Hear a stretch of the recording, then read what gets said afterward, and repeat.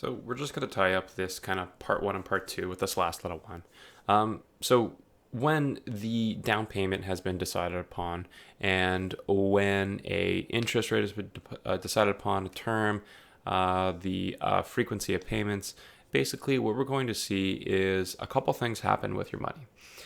With a mortgage, what you have to realize is for the first several years, the payments that you make towards a mortgage are mostly going to be interest on that principal amount that you make, which really means that you're not, quote unquote, you're not putting your money towards owning your house, or you're putting your money towards owning a very small principal amount of it.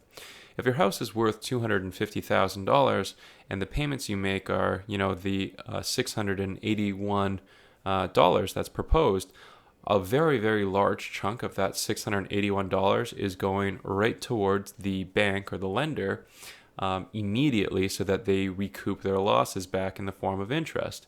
And a very small portion of that is going to go towards actually paying off the $250,000 that your home is worth.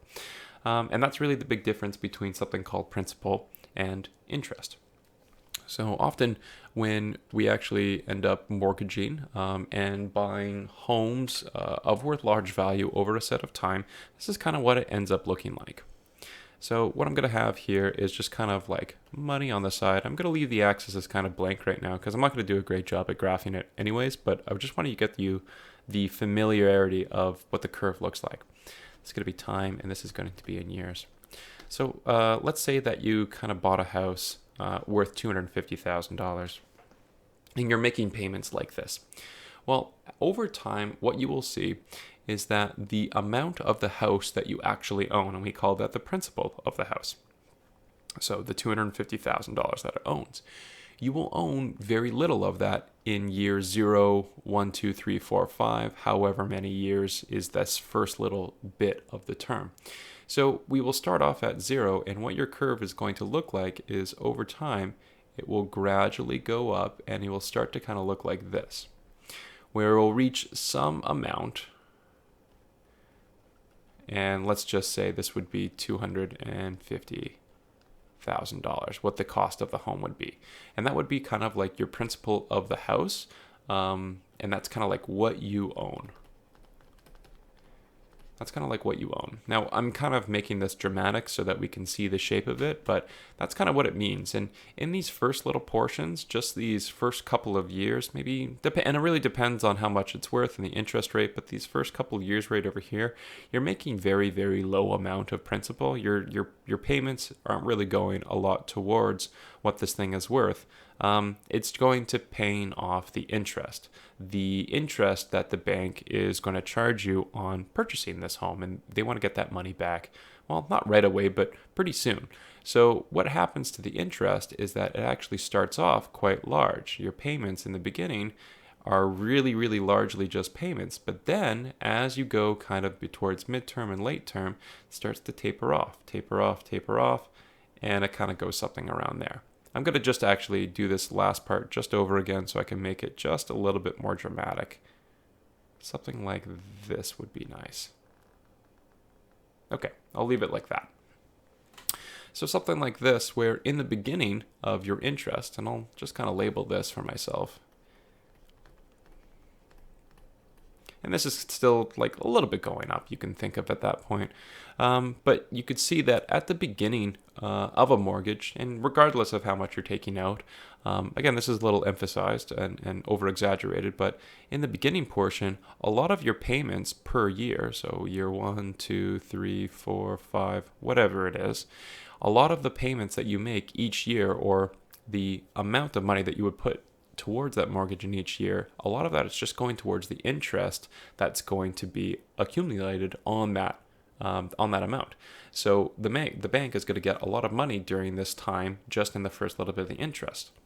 And over time, as you start to pay more on the house, that interest goes down because you're paying off what that interest is supposed to be, and more of your payments are going to start going to the principal until you actually own the house.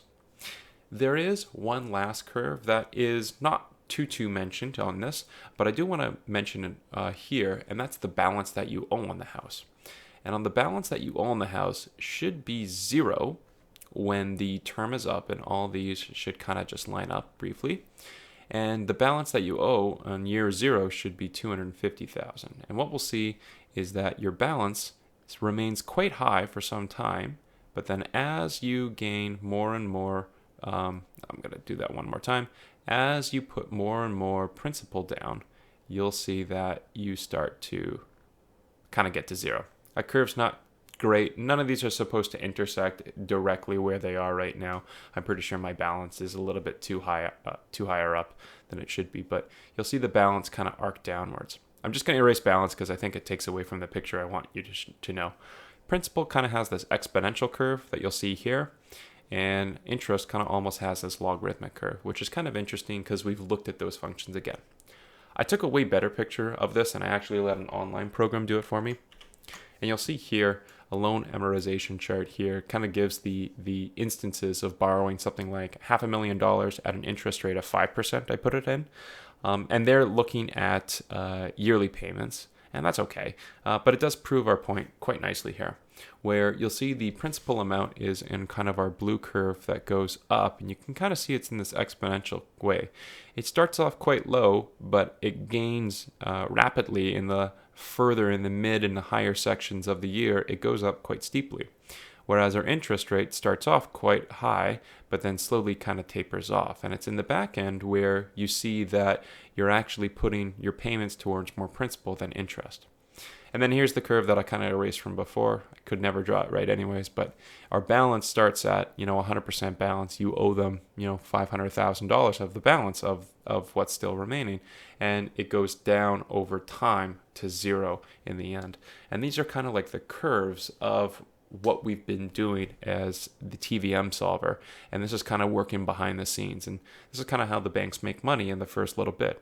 A lot of your money is going towards those interest payments and getting that steep interest curve. I'll use mine now because it's just a little exaggerated, but this steep interest curve is how they're going to get all their money from those first couple of years. But sooner or later, those payments are going to start chipping away at the principal of the house, and those interests, you're going to surpass and eclipse those interests, and then you're going to be starting to put a lot more money down.